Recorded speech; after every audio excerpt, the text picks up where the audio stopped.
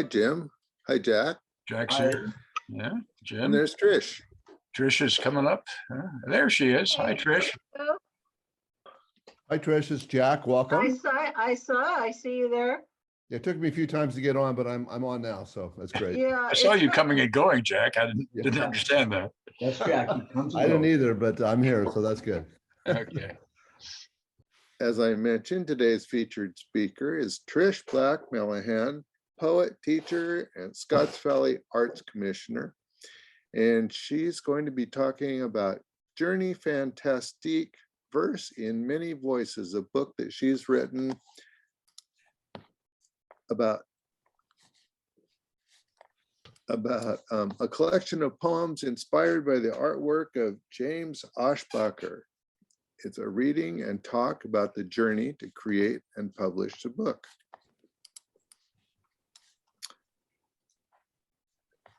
And so with that, we'll turn it over to Trish, and you can share your screen and get started. All righty. I will start with. Oh, can you see? I don't think you can see that yet, huh? Share the screen. Not yet. There we go. Share screen and you should pop up. Is it shared yet? Oh, wait. Hold on. There we go. There we are. So that's the cover There it page is. of my book. It was a long time in the making. I first met James Aschbacher around 15 years ago. And I walked into his open studios with a friend. And I recognized his work because his style was so unique. And I had seen some of his work around town and in the bookshops. I'd seen the greeting cards and things that he had done. And I remembered his name and I looked at the work and I said, oh, that's that guy. Well, I thought that guy was probably about 25 years old when I had seen his work because it was so imaginative and just very young, you know, positive, uplifting. And James, of course, was not. He was close to my age. And we started talking and I started going back and I had just recently retired from teaching and was going to do other things with my life. And my mother had Alzheimer's and needed a lot of care. And anyways, I had written some poems that I had tried and had written poems all my life, here and there, once a year maybe. But I thought, hey, it'd be nice to do something with James. And he said, that's a good idea. I showed him some of my poems. He said, yes, why don't you take one of my paintings and see if you can write a poem for it? So I had never really done anything like that before. My poems usually came out of my own head. But I said, okay, I'll try. And I wrote a couple based on 2 or 3 of his paintings and he liked them. And from there, the project took forth. I would pick out a painting and write a poem about it. Now, he never said, oh, this painting is about, this is the theme I want you to write your poem about, because he left everything up to me. And I sort of would write the poem. It sometimes would take me a month to write one poem. Then I'd show it to him and he'd like it. So he'd say, that's great, let's use that one. And then Jim, my husband, took photos of the paintings, most all of the paintings. There were 2 or 3 that he had already sold when I was looking through his portfolio, but I loved them so much I really wanted to use them. So Jim did not take pictures of those, but most of them, my husband took the pictures. And I sort of took a long time and it started being on the back burner of my life. And every time I'd see him, I'd say, I'm going to get the book published. And he'd say, sure you are. Yeah, let's do it. Then we went traveling one year, just 3 years ago. We were overseas and we came back, and Jim put a newspaper in front of me and said, "Read this, you're not going to like it." And I saw that James had passed away. And that was really devastating. So anyways, that was the impetus for me to get serious. And it's taken about 3 years since then to finally get the job complete. So I'm really happy with how it turned out. And I think James would have been very happy as well. I did originally write these poems in a single voice. And I think it was 2013, I developed a little show with 12 of the 18 photos that I have, or images and poems that I have. And in order to provide my actors with real characters, I broke the poems into mini voices and had a production at Bethany called Journey Fantastique, Art and Poetry in Motion. Because of course the actors, they did more than, recite their voices. They had gestures and movements and things like that. But James liked all the voices and the characters, so that's why they remain in this book.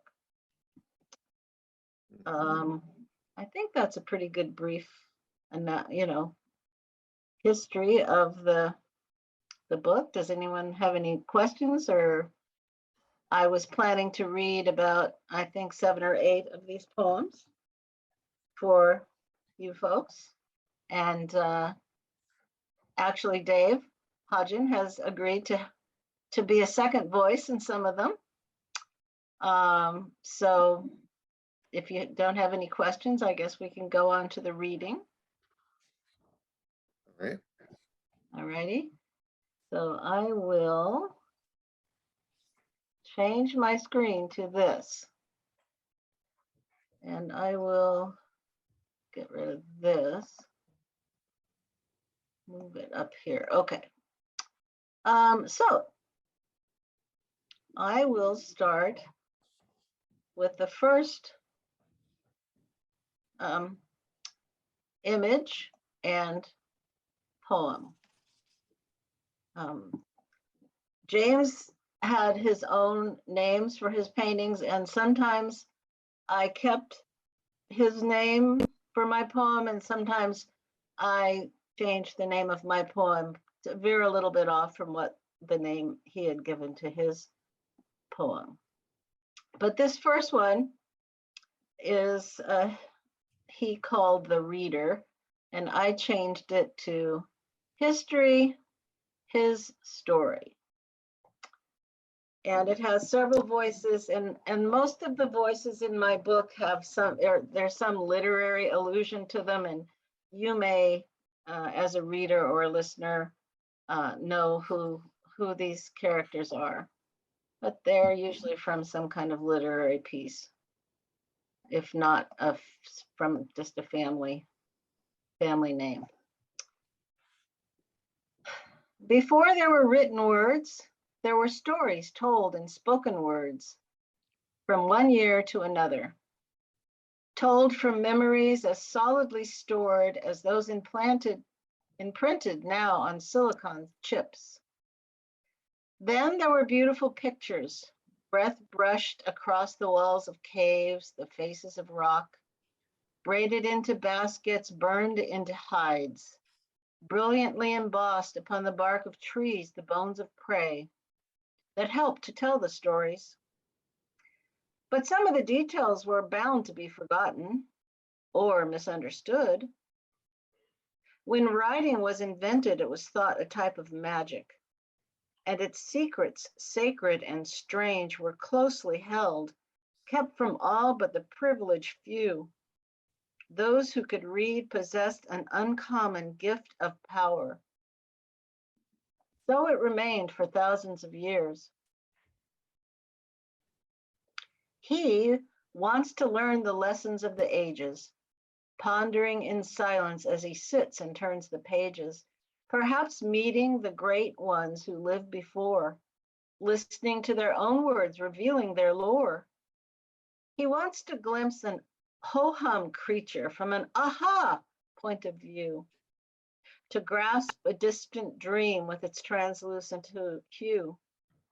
Some words will feed his fantasies, they may soothe his fears, with tales of circus dogs and proud pioneers. He wants to lose himself, to laugh madly and cry, to take colorful journeys that money can't buy, reveling in the turns of a rich, twisting text, wondering keenly what wonders will come next. Someone kindly taught this one how to read, so he can travel for a lifetime wherever words will lead. Oh, that's funny. I was reading a book last night and I was laughing up a storm and waking up my husband. It was so Uh, Does anyone have any comments or questions before we move on? I have a question, Trish. Yes. I have a copy of your book, which I love. And Oh, good. did all of his artwork have animals or a sense of history in them? Did they all touch on those topics? Because I seem to see that in a lot of what he's done. Oh, you know, I can't say that. I certainly don't think history or reading was a main theme of his, but he did usually have some kinds of animals in his paintings, and often he had people, and he had some stylized ways of portraying people, and he had some stylized glyphs that went around, like where I'm putting my cursor. This particular painting, one reason I chose it, I loved it, and I liked the theme. Of course, I could see myself writing a poem for it, but this was a huge painting. You see, the one thing about my book is they all look about the same size. Yeah. But this was a very large painting, and it was on wood, and it did not have some of his more stylistic, elements to it. These glyphs, he calls them glyphs, and other people have called them glyphs. That is common to his work. And if you'll notice over here, and I'll point it out on some others, I think all of the animals that he does have a little heart. There's a little heart there. And the people as well, but this little person doesn't have a heart. I'm not sure why. But yes, I think animals were common in his paintings, although there are plenty of other, I've seen plenty of other pieces of his work that do not have animals in it. There's a beautiful, I really wanted to buy it, but I just couldn't. It was large, and it was I'm pretty sure it was something like a cathedral, and it was amazing, but it was just a cathedral, and then he's done some with a, like sort of landscape, maybe without main animals in them or people, but usually maybe there'd be a little animal on the side or somewhere. So okay. My favorite artist is a lady named Heidi Vaughn, and she does little clay animals a lot, and they're kind of, there's a sense of history to them, but they're fun animals, and I see that in this. And so his work reminds me of what she does with clay, just because the fanciful approach to animals. So yeah, whimsical. And just one of the comment, I love being an anagrams person. I love history and then his story. You didn't change the order of the letters, but it's really nice. Yes, I fudged a little bit there, but anyways, well, we will move on then to another one, where I'm going to back up and go up and down, so you'll see some of the paintings and the poems I'm not going to share with you today. But this little one is it's funny because this painting is one of the first my friend purchased this the very time that we first met, James. I think it was the first time. I'm pretty sure. At any rate, she had twins, and if you see the little boy and the little girl there, and she loved this painting because it really represents a boy and a girl that are about the same age. So in her life, twins. And I took this painting, and I had sung a little lullaby that I made up or to my kids, to my babies when they were little. And my second son was 3.5 when we adopted our daughter, and she was a baby. And so I would rock them on my lap, and I made up this little song or chant or however you want to call it. And I just expanded on it a little bit to make this poem. But so I'm going to sort of chant it in the tune that I made up. Can you turn that off? Because it's hard for us to. Can I turn it I mean, you so use that I head- can just see their words, or you know? can use headphones if you want. Okay, What are you watching? a meeting. Can you show me? Wait, what is this anyway? Hey, dude, come on. Okay, Here, take I gotta do this now. I can't mess around with that. Well, he's just showing me how to do it. Thank you very much. Okay, I will go on then. So this is 3 voices. There's 3 voices in this poem. The father, the little boy, and the little girl. It's going to be read in one voice. 2 babies rocking on a lap, getting ready for a nap, nap, nap. One sits here and one sits there, rocking in the chair, chair, chair. Rocking, and a going nowhere, nowhere, nowhere. 2 babies bobbing on a boat, getting ready for it to float, float, float. One bob's here and one bob's there, bobbing on the waves so fair. Bobbing, and a going somewhere, somewhere, somewhere.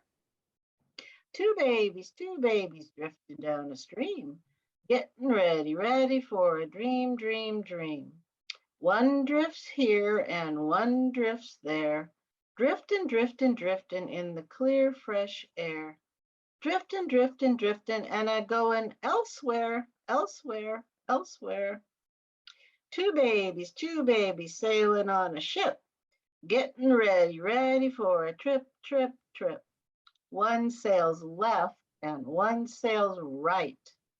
Sailing till they're far from sight. Sailing, and a feeling all right, all right, all right. Okay, so the babies good. liked I like the that. babies liked it. The babies liked it bet they did. because one got to go one place and the other got to go a different place. All right, so the next one I have here, I'm going to ask, this is called Journey Fantastique. So it's kind of the title page or the title painting of the book. And I'm going to ask Dave to help me with this because Dave is quite the, he has a great voice. And so there are several characters in this poem. And Dave is going to take the major character, Mr. Potamus Transporticus. And so his voice will be Mr. Potamus Transporticus, and I'm going to take all the other roles in the poem. You can't read this is one of the 2 paintings in the book that take up both pages. So, Dave, would you like to begin? Journey Fantastique. I'm a commodious cargo beast of certain future fame. Mr. Potamus Transporticus is my scientific name. I live behind the fenny fog of 5 waterfalls of whimsy, formed from the rains of yesteryear, a veil timeless, yet so flimsy. Then you, perchance, might wander into my unusual domain. To see through your transparent eyes and convoluted brain? Behind that filmy fabric of penetrable mist lies my brave and curious realm that fancy freely kissed. You'll find no imaginary borders or divisive boundaries here. We don't need such limits in this, our peaceful sphere. Let me then disarm you with my playful, clever charms. No need for feeling tremblings, or fearful tremblings, or the sounding of alarms. I'll swiftly swallow you up whole. There's room for all your friends too. Just sit back and relax, my dears. There's nothing more to do. I'll be pleased to guide you. On fantastic, fun-filled rides? You'll have the place of honor within my comfortable insides. Oh, the wonders you will see on your jaunting trips within me. To lands where all the animals dwell, as happy as can be? You'll be surprised. A fox's best friend can be a fat goose. A red-breasted robin can be a masseuse. Dogs climb trees to play hide and seek with the squirrels. Families of fish fly through the air in whirls, pursuing the perfect stream. It's a stream. To see freshly unhatched eggs walk about on weak wobbling legs, and reindeer taking flight on high, giving the birds a lift in the sky. You'll see tall African herbivores from dry, sunny grasslands befriend squat Asian omnivores from wet, dewy woodlands. Come with me, your cordial cargo beast, Of certain future fame? to provide safe passage for your dreams is my peculiar game. But when you sadly tire, Of this journey fantastique? there's no need to plot a bold escape. It's part of your mystique? When you request you leave politely, tapping one tickle on my tummy slightly, I'll squeeze you out with laughing ease with one resounding shaking sneeze. So travelers, go back where you came from. They'll never believe you, to be sure, but you'll not soon forget the cargo beast, my strange land and our allure. Okay. So we see lots of animals in this picture, of course. And looking at, I love the picture, writing that poem. That might have been one of the ones that took a month, but I finally got it together. But this is the little, of course, cargo beast, Mr. Potamus Transporticus. The fun thing about being a poet, you get to make up words. Any questions about this? Most of the elements in my verse you can find in the actual images. And notice the little hearts in all the animals. Right. Even the Yes, bird has a they all heart. have the hearts, yes. They all have hearts. Mhm. And here, this is the border. Most of his paintings had this kind of border with these glyphs. And I did not know this until fairly recently when I was speaking to Lisa Jensen, his wife.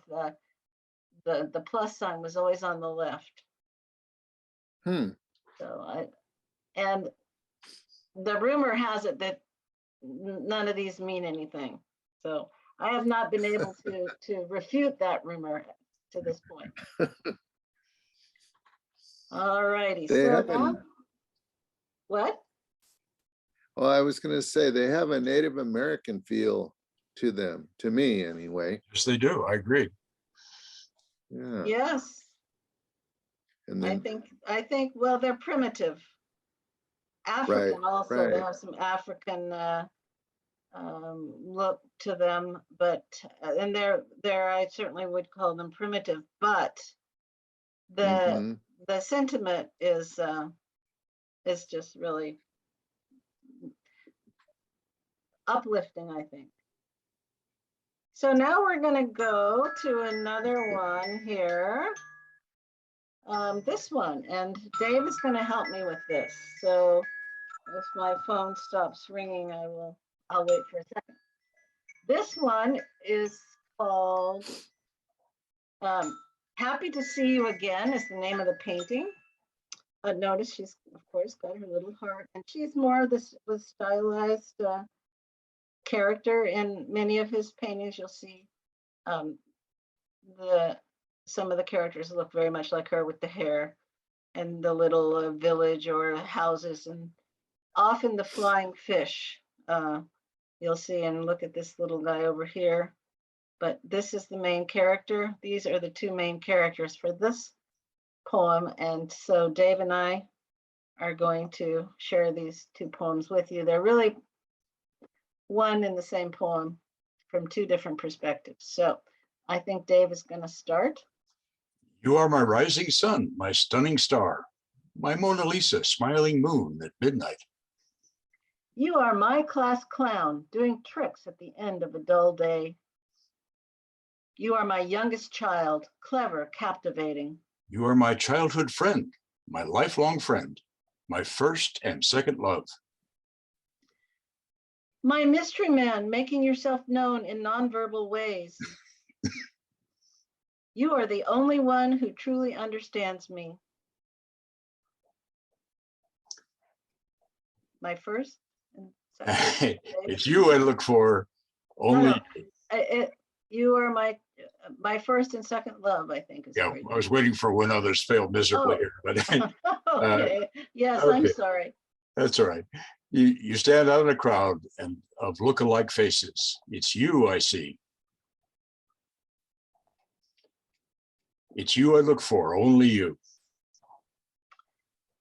You are the only one who truly understands me. When others fail miserably, I can feel your watchful eyes following me. When I see you, my heart leaps like a dolphin coming up for air. When I see you, I feel connected, like a telephone with a long distance call coming through. I need you to give me what I need. Without you, I would easily starve. I could never fend for myself because I've never needed to. I need you to let me fuss over you and call you pet names. Without you, the night would be colder, my solitude more penetrating. I will never find you boring or dull. My ears pick up at a single word from you. Your every move interests me. You make me laugh because you are so eager to perform. I love our leisure strolls together in the forest, with you pointing out all the most pleasing places. I cannot refrain from following you around the house. I'm not sure what I'm waiting for, but I know it will come from you. You stood out in a crowd of sad faces, waiting for someone to take you home. You are my gatekeeper, my master chef, my reigning monarch, and I am your dog. You are my steadfast friend, my fiercest defender, my lost and found treasure from the pound, and I am your food bringer. Mm. The two characters here are Mr. Mysterious and Mrs. Empty Nester. Hmm. Any questions? Just comments? I was just thinking that it's the two personalities that just fit so well together. It's really, they're so complementary. I really enjoyed that. Thank you. Well, yes, they're supposed to be the two characters in the, the painting. Oh, We have the Mrs. Empty Nester and Mr. Mysterious, making himself known in nonverbal ways. huh. Okay, so let's see here. Now we're going to go to this one. This is probably my favorite painting. It's one of the ones that I own. It sits behind our bed. And I just saw it shortly after he made it, and I just fell in love with it. So I picked it to be one to write a poem for. And it was probably the hardest one to write a poem for because I just couldn't. I remember walking around the neighborhood day in and day out trying to think of how to portray these two characters. And finally, it came to me. And so there are several voices in this as well. Most of the voices have to do with religious characters in Hinduism and Christianity and Judaism. But my two characters sort of they're inclusive characters. Okay, so I will recite this poem. His lordship beginning and her majesty end, created a straight line, then coaxed it to bend. Soon animals paraded across it and down as we watched in amazement from our tiny town. The rhino two-stepped nice and slow, while the turtles trotted two to a row. The goose waddled tip-tippily, and the reindeer sidled dip-dippily. The rabbits hopped so hippity-hoppity, and the dodo flapped quite flippity-floppity. The flying fish soon took to the sky, while all we could say was, oh my, oh my. Then they sprinkled some stardust and essence of noon. They breathed a great wind gust that reached to the moon, when all of a sudden a rainbow was there, appearing from nowhere, just out of thin air. And from that day forward, if small feet are heard a stompin', if the wind blows hard, if wild creatures go a rompin', his lordship beginning and her majesty end are surely making magic, so their rainbow will ascend high into the heavens for eager eyes to see, and we will be shouting with great cries of glee. So, his lordship beginning and her majesty end. Oh, wait, maybe his lordship beginning and her majesty end. I'm not quite sure which is which. So, I had a question about that. That was delightful, by the way. How large is that painting that you said you have hanging in your behind our red? desk? Yeah, it's a good question. I am going to say it's at least About 3 feet wide and maybe 2.5 feet deep. You want me to go measure it? No.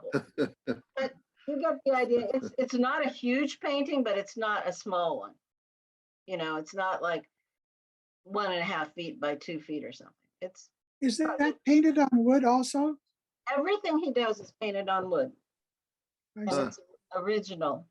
So he did not So you make. don't need frames. You don't need frames. No, it's original oil paint, or no, I think acrylic on wood, preserved. And, you know, he didn't do what a lot of artists do, which is, you know, take this and make a print out of it and sell hundreds of them. He wasn't that kind of artist. He just was very prolific, and he'd paint a painting and he'd sell the painting.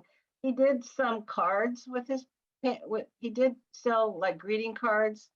He took a picture of this, for example, and put it on a greeting card. He didn't put any words in it, in the card. It was just, they were blank cards.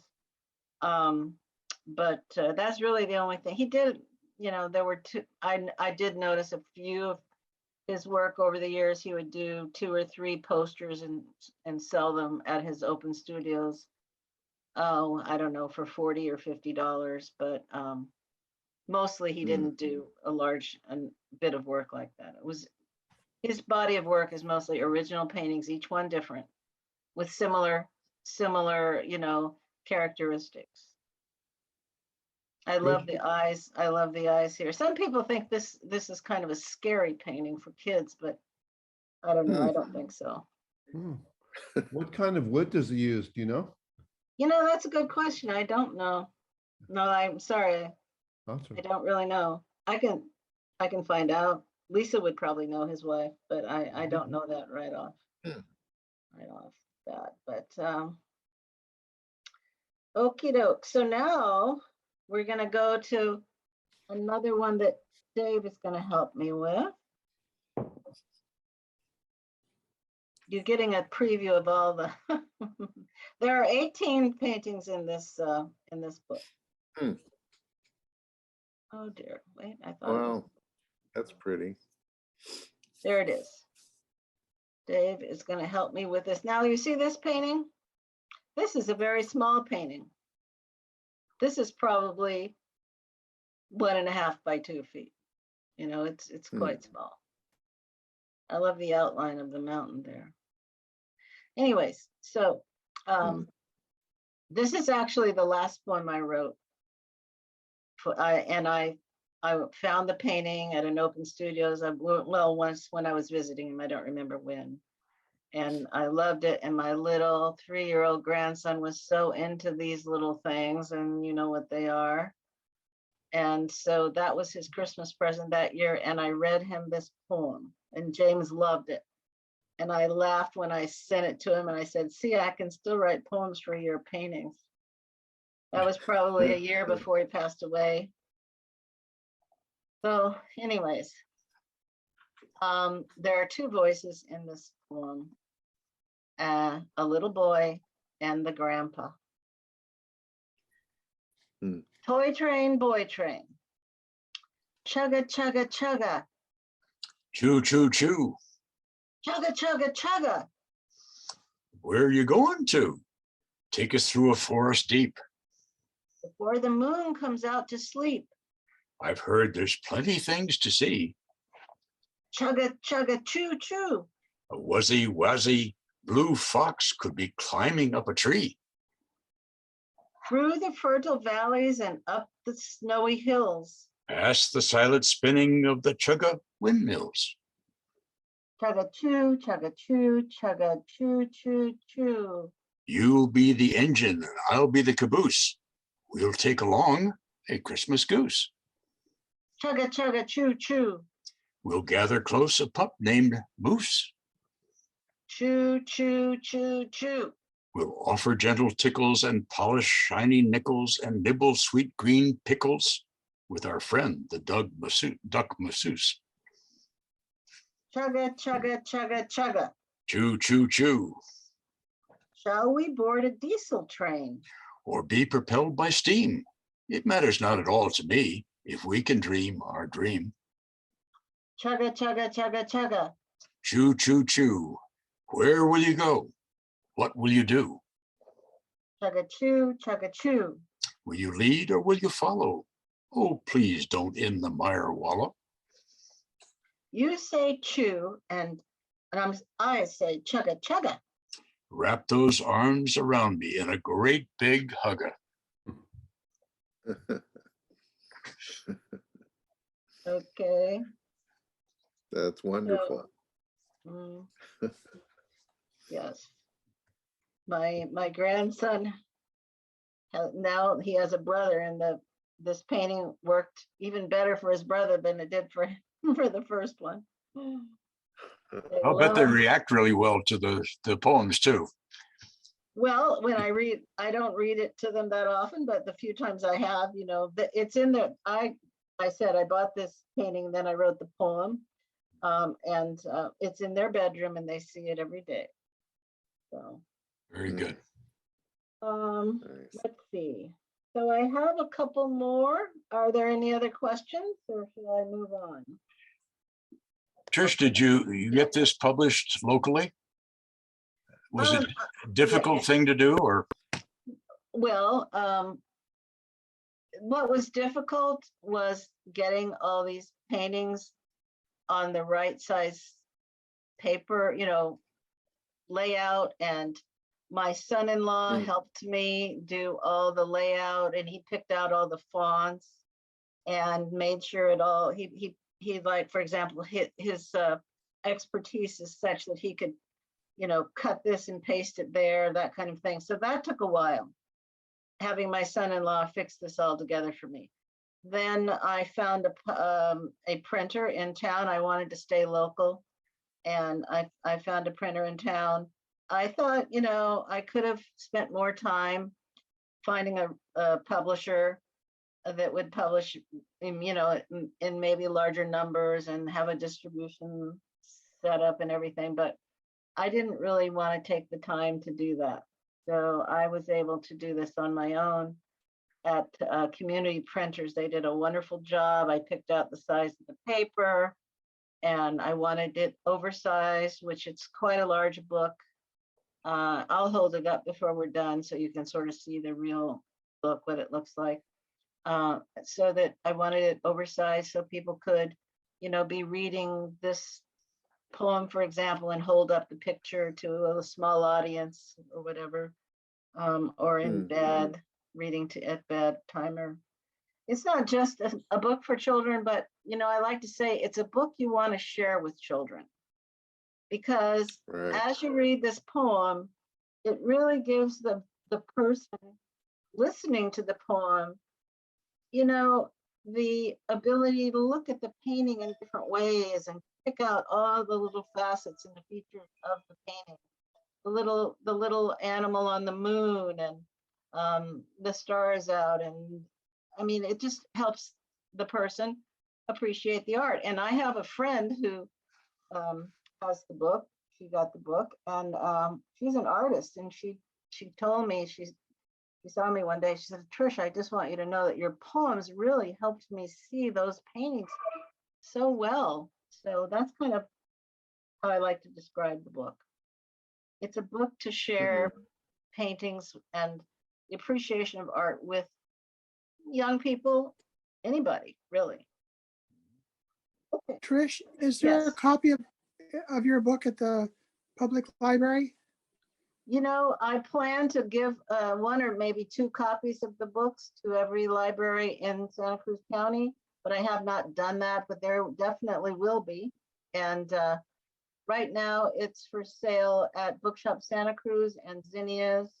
You can order it online at Bookshop Santa Cruz and either pick it up or have them mail it to you, or you can drop down at Zinnia's. There's 3 or 4 other stores in town also that are selling it, but I just haven't gotten around to making that drive and talking to the librarians and things, but I do plan to donate actually the book to every library in Santa Cruz County. So That's great. Right. Could I ask you what you sell it for? Yes, Bookshop is selling it for $32.95. Great. That's the deal. Okay, so got a couple more for you here. We're gonna go back up and you can see some of the other paintings and in the book while I find the one I want to read to you, which is this one. So this poem is, I use the same name as James gave to the painting. It's called Newborn. There's only one voice in this poem. The mother. Tiny body lying next to mine, holding me with love more blind than any other lover. Peace comes, asleep and still, limp against my skin at last. Unknown till now, your beauty, breathing, brilliant, cast a spell on me. I can gaze at you for hours. New soul, sucking sweetly your life from mine, so keen to be alive. You can drink from me for hours. Our delight in one another is love's gift. As I sing my lullaby, little one, can you see? You have given birth to me.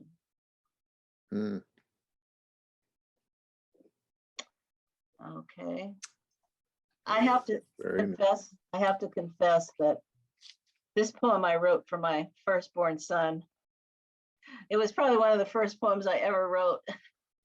And when I saw this painting of James's, I said, hey, I got one already. I don't have to think about that one. Very good. I did expand on it. I added a few words and I sort of improved on the poem. It had been sitting in my coffers for 30 years, but it's basically the same poem I wrote for my newborn. The painting makes me think of Frida Kahlo. That's what John D. Gumps loved this also. She mentioned this to me when I gave her the book, and she wrote a very nice article about the book in the Valley Times.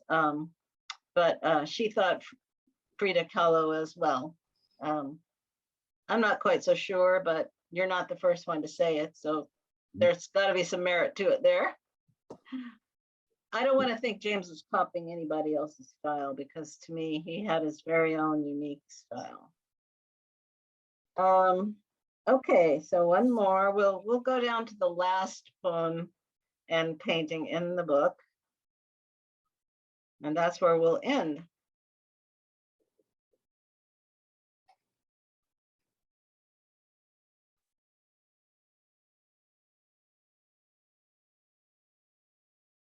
All right, Riverwalk. There are several characters here. They're all teachers. And I have to say, I have been every one of these teachers. So. On red-sunned, saffroned, sultry days and starlit evenings mild, go walking down the river path and be once more a child. Move stealthily and quiet. Listen to the froggies croak. Take care not to disturb them. What passions they evoke. The birds will chant in unison, always quick to entertain. Quacking, crowing, cawing with their raucous, shrill refrain. Countless creatures you'll encounter there, snakes and skunks and salamanders. Don't run from them, you need not fear. Stay to your path as it meanders. Perhaps you'll pass an ancient tree growing tall upon the bank. Rest your weary legs beneath its shade, but remember who to thank. Hold dear to where you've come from on journeys not today's.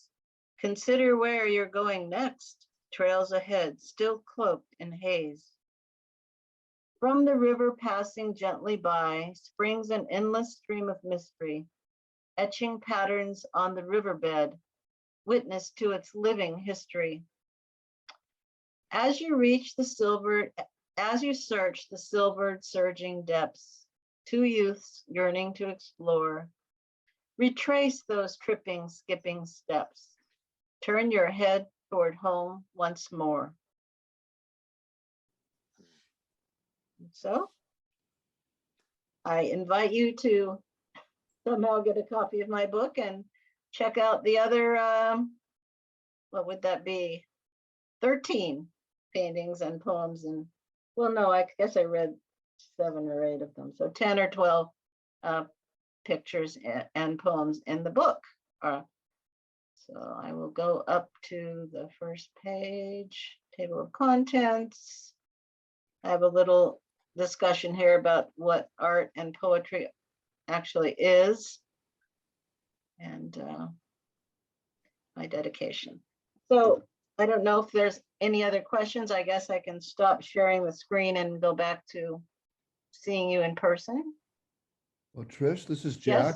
Yes. I just want to say how hearing you and Dave read these it just communicates so much more than me just reading the poems silently.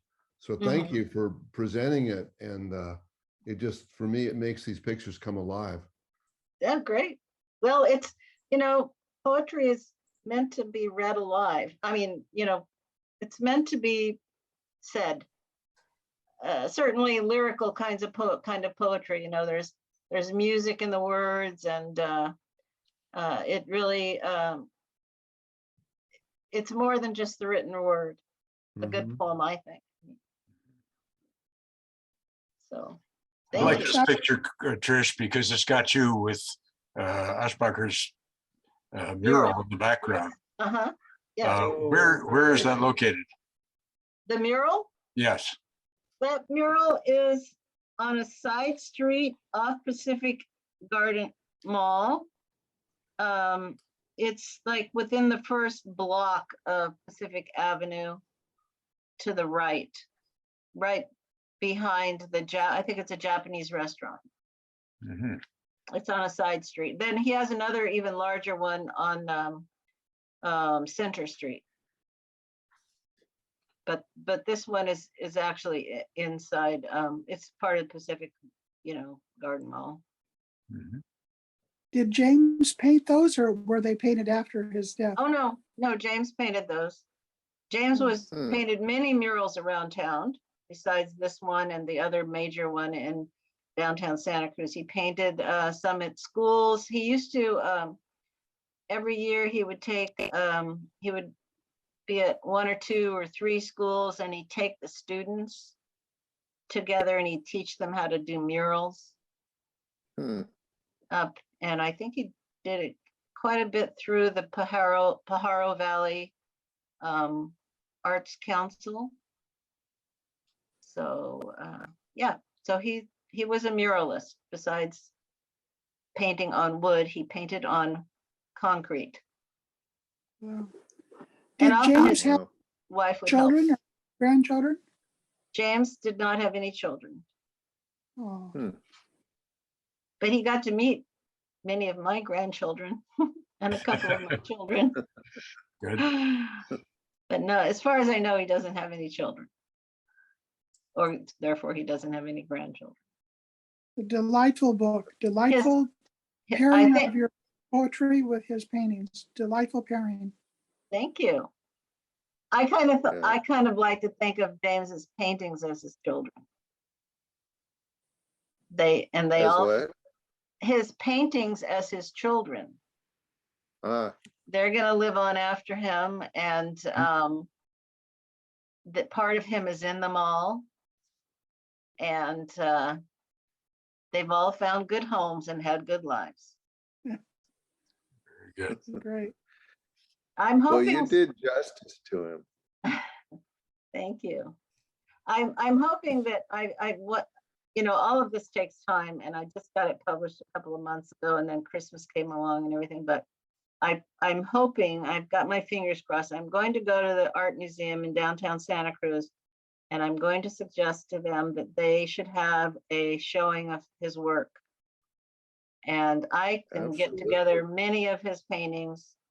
I think his wife has a list of people who bought his paintings and where they reside now. And I think it would be great to, in his honor, have a show of quite a bit of his work. And of course, we could have the book there as well. But he was a wonderful artist and was very, very prominent in the art scene in Santa Cruz. I believe, if I'm not mistaken, he was the impetus behind the first open studios in Santa Cruz County. Getting that together, up and running. He did that for years. He was not an artist all his life. He used to own what's it called? Atlantis, that's right. Co-owner. He was a co-owner, and he sold to his partner and started just being a painter, an artist. Yes, and his partner is Joe Farrar, who I happened to go to college with. And remember, we've met a few times around town, but when James told me who his partner was one day, I just was like, really?